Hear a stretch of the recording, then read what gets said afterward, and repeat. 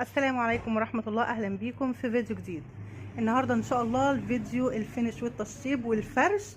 خلاص شطبنا الانتريه والركنة وما بقاش ناقصهم اي حاجة، يعني يا دوبك على التغليف، وعربية الشحن هتيجي كمان ساعتين تقريبا هتشيل الطقمين دولت وهتنقلهم للقاهرة.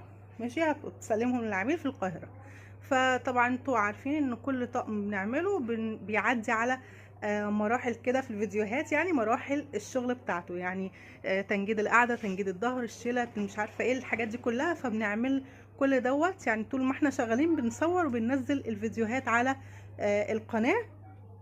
فالنهارده فيديو الفينش زي ما قلت لكم، هتشوفوا بقى الركنه والانتريه بعد ما تشطبوا شكلهم اهوت. وبرده هنتكلم على الخامات المحطوطه فيهم، طبعا لان في ناس بتشوفنا لاول مره ومبتبقاش عارفه ايه الخامات.